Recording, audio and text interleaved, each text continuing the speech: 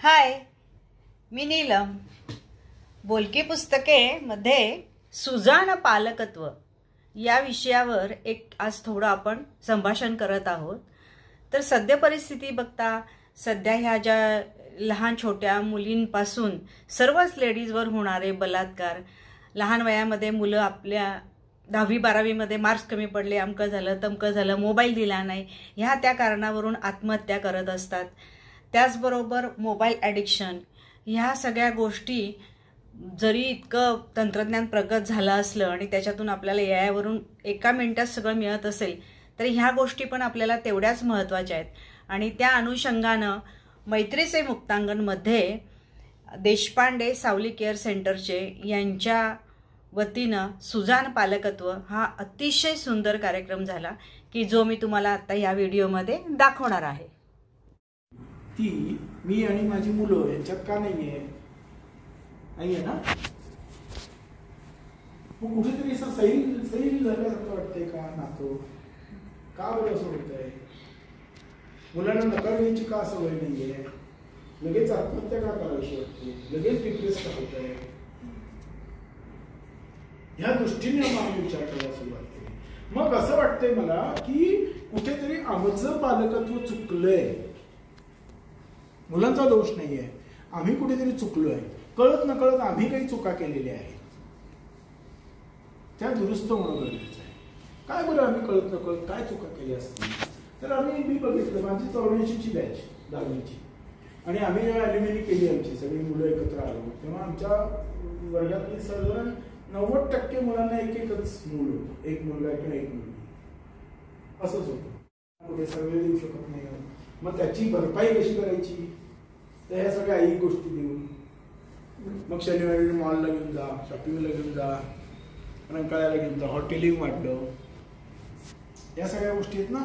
नको तेवढे ड्रेस आले. इतके ड्रेस तुम्हाला मिळत होते का लहानपणी? होते का? दिवाळीला नवीन ड्रेस मिळाले, तिथे 2-3 मिळत असतील पण ते दिवाळीत मिळायचे. असं कधीही मिळाले नव्हतं. पूर्वी आमची घरं लहान होती, 2 किंवा 3 खोल्यात आपण राहिलेलो, बरोबर.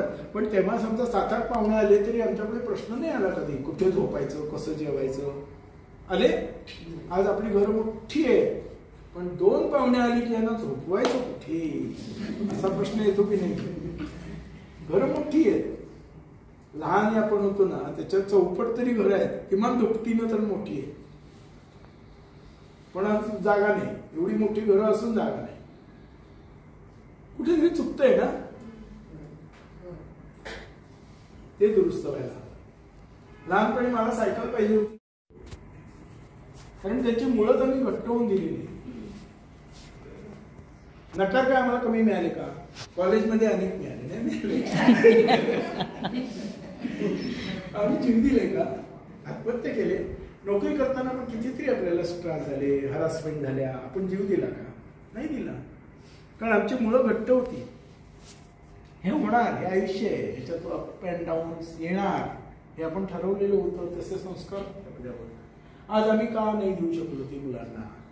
प्रेम करण्याच्या नावाखाली आम्ही ते करतो. म्हणजे आपल्याला असं वाटतं की त्याला जे पाहिजे ते लगेच दिलं की आपलं खूप प्रेम आहे, पण तसं नाहीये ना.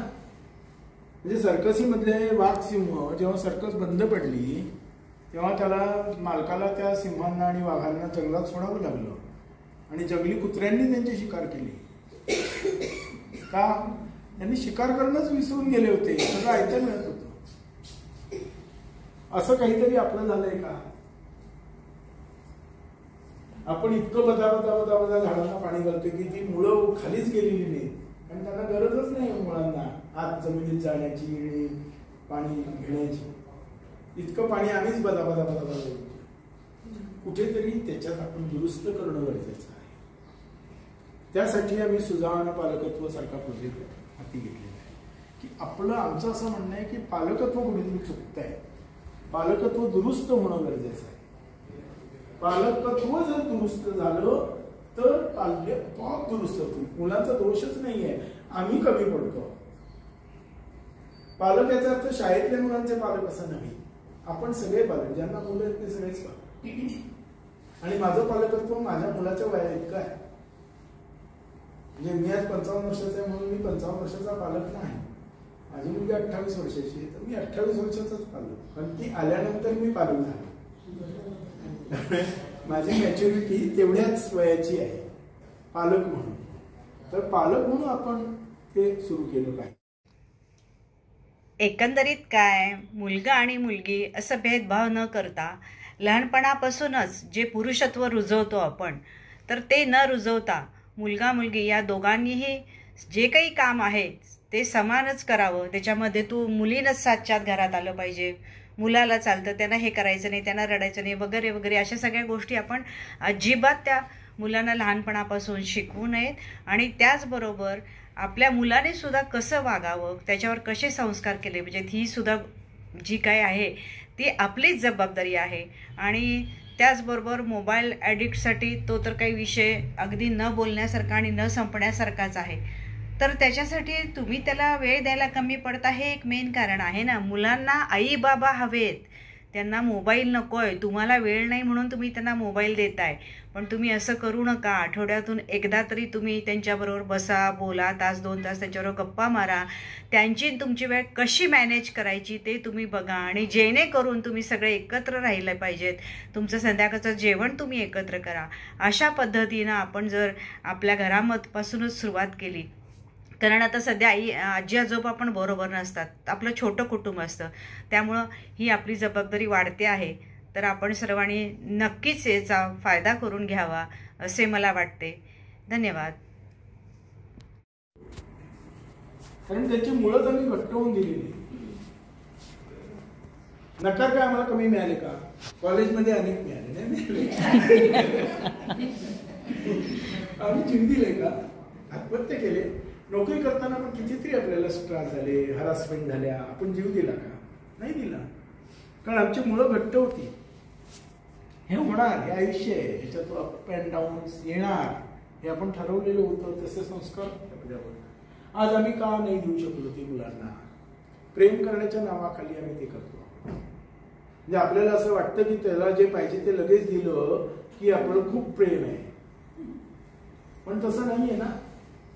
म्हणजे सर्कसीमधले वाघ सिंह जेव्हा सर्कस बंद पडली तेव्हा त्याला मालकाला त्या सिंहांना आणि वाघांना जंगलात सोडावं लागलं आणि जंगली कुत्र्यांनी त्यांची शिकार केली. का? त्यांनी शिकार करणंच विसरून गेले होते, सगळं ऐकता मिळत होतं. असं काहीतरी आपलं झालंय का? आपण इतकं बदा झाडांना पाणी घालतोय की ती मुळं खालीच गेलेली नाही, आणि त्यांना गरजच नाही मुळांना आत जमिनीत जाण्याची, पाणी घेण्याची. इतकं पाणी आम्हीच बदा कुठेतरी त्याच्यात आपण दुरुस्त करणं गरजेचं आहे. त्यासाठी आम्ही सुजाण पालकत्व सारखा प्रोजेक्ट हाती घेतलेला आहे. की आमचं असं म्हणणं आहे की पालकत्व कुठेतरी चुकतं आहे, पालकत्व दुरुस्त होणं गरजेचं आहे. पालकत्व जर दुरुस्त झालं तर पाल्य आपोआप दुरुस्त होईल. मुलांचा दोषच नाहीये, आम्ही कमी पडतो. पालक याचा अर्थ शाळेतल्या मुलांचे पालक असं नाही, आपण सगळे पालक, ज्यांना मुलं आहेत ते सगळेच पालक. आणि माझं पालकत्व माझ्या मुलाच्या वया इतकं आहे. म्हणजे मी आज 55 वर्षाचा आहे म्हणून मी 55 वर्षाचा पालक नाही. माझी मुलगी 28 वर्षाची आहे, तर मी 28 वर्षाचाच पालक. पण ती आल्यानंतर मी पालक झालो. माझी मॅच्युरिटी तेवढ्याच वयाची आहे पालक म्हणून. तर पालक म्हणून आपण ते सुरू केलं पाहिजे. इनडायरेक्ट म्हणजे किंचित एक्सटेंड जाऊ, तशी ती डायरेक्टच आहे. कारण माझ्या डायरेक्ट पाल्याची ती पाल्य आहे, बरोबर. तिसरं एक्सटेंडेड म्हणजे माझी भाची मंडळी, पुतणे मंडळी, भावाची बहिणीची मुलं, हे एक पालकत्व. चौथं पालकत्व आहे सामाजिक पालकत्व, जे आज नष्टच झालं. मला आठवत आहे माझ्या मित्राच्या मोठ्या भावाला मी घाबरायचो. तुम्ही पण घाबरायचा ना? घाबरायचा ना? माझ्या मित्राच्या, आता तुम्ही मैत्रिणीच्या म्हणा, मित्राच्या मोठ्या भावाला घाबरायचो आपण. काही चुकीचं असताना नाही. आमच्या गल्लीत किंवा चाळीमध्ये कोणी जर काही चुकीचं करत असेल तर कोणी आमच्या चाळीत राहणारा कोणी मोठा माणूस नाही कानफटात मारू शकत होता, ओरडू शकत होता, धपाटे घालू शकत होता. आज आणि माझे बाबा कधी जाब विचारायला गेले नाही का मारलंस माझ्या मुलाला म्हणून. शिक्षकांनी मारल्यानंतर आणि 2 मारा मारायचे, तुझंच काहीतरी चुकलं. आपल्याला तर यामध्ये देशपांडे सरांनी पण खूप छान सांगितलेलं आहे, आपण ते व्हिडिओमध्ये पाहिलेलंच आहे. तर आपण सर्व पालक, आजी आजोबा सगळे मिळून ही जी सजग पालकत्वाची जी चळवळ आहे आणि लहान मुलींना लहानपणी कोवळ्या असतानाच त्यांचं जे आताचे अत्याचार केला जातो, या सगळ्यांपासून आपण सगळ्या मुलांना आपल्या वाचवण्यासाठी आणि पुढे आयुष्यात जाऊन भरीव काहीतरी सुंदर करण्यासाठी आपण सर्वांनी मिळून ही एक चळवळच समजूया आणि त्याच्यामध्ये पालकत्व आपलं कसं चांगलं होईल याची आपण सर्वांनी नक्कीच काळजी घेऊया आणि हा उपक्रम आपण करूया. धन्यवाद. थँक्यू. बरोबर आहे. नातवंड अजून आपल्या हातात आहे, तर नातवंडांना करून तुमच्याकडे ज्या काही यंग मुली आहेत त्या मुलांवरही करू शकतात. तुम्ही शिकून घ्या आणि शुभंकरोतीसारखी ऍक्टिव्हिटी सुरू करा. संध्याकाळचं जेवण कंपल्सरी एकत्रच बसून जेवायचं. आई बाबा सगळी मुलं सगळ्यांनी कंपल्सरी एकत्र. बाबा उशिरा आले ना 10:30-11ला तर 11पर्यंत थांबायचं, मात्र जेवायचं एकत्र. मुलांना भुका लागल्या काहीतरी मुलीला चिवडा वगैरे द्या, पण जेवायचं एकत्र. मुलं माझ्यासाठी जेवायला थांबली आहेत, मग बाबा पण लवकर येतात. बरोबर आहे. त्याच्याने बऱ्याच घरांमध्ये पार्टी वगैरे सगळ्या कंट्रोलमध्ये आल्या. बाबा पार्टीच्या निमित्ताने बाहेर असतात, पण मुलं थांबलेत म्हणल्यावर येतात. तोही एक न बोलता कंट्रोल येऊन जातो. बरोबर आहे. तर मग जेवताना मोबाईल बंद, टीव्ही बंद, सगळ्यांनी छान एकत्र गप्पा मारा. अशा काहीतरी कौटुंबिक ऍक्टिव्हिटी घरच्या घरी सुरू व्हायला हव्या. कुटुंबामध्ये कॅरम, बुद्धिबळ, अगदी काही नाही सापशिडी एकत्र खेळलं गेलं पाहिजे. काहीतरी ऍक्टिव्हिटी घरात आपण आपल्या मुलांबरोबर खेळली पाहिजे, केली पाहिजे. आज ते नाही आहे. आज आपण पण चुकतोय म्हणजे आपण टीव्ही सिरियल्स मध्ये असतो. त्या सिरियलनी काहीही होणार नाही. माझी आई म्हणायची, माझी आई ऍडिक्ट होती टीव्ही सिरियलला, आणि मी असं बोलायचो ना आपल्या करायचं, ती मला म्हणायची तू म्हणतोयच बघू नको सिरियल, बरोबर, मी काय करू ते सांग, तू येऊन बस माझ्याबरोबर. आणि मग मला त्यातलं ते कळायचं सिरियसनेस की खरोखर आहे, मी वेळ देऊ शकत नाही म्हणून ती सिरियल बसते. आता ती ऍडिक्ट झाली, बरोबर आहे, पण ऍडिक्ट व्हायला कारण काय, आम्ही वेळ देऊ शकलो नाही. मग ती मुलांशी सुसंवाद साधा. त्यांच्याबरोबर तुम्ही असताना त्यांनी एखादी वस्तू मागितली तर ती आपण का त्याला देणार नाही, किंवा त्याची किंमत काय आहे, किंवा ते कमवण्यासाठी काय होतं, किंवा ही तुझी तू कशी मिळवू शकतोस, अशा वेगळ्या पद्धतीनं त्याला विचार करायला लावून त्याला तुम्ही तसं उद्योग करू शकता.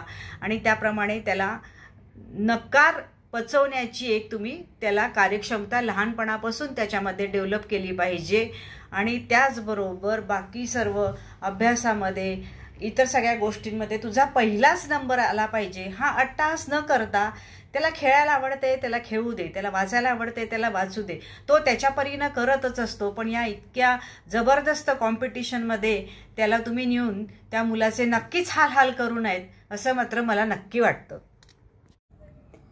बोलकी पुस्तके आणि सप्तरंग 594 या दोन्ही माझ्या चॅनलला सबस्क्राईब करा, त्याचा आनंद घ्या, शेअर करा, कमेंट्स करा आणि असेच माझे छान छान व्हिडिओ बघत राहा. थँक्यू.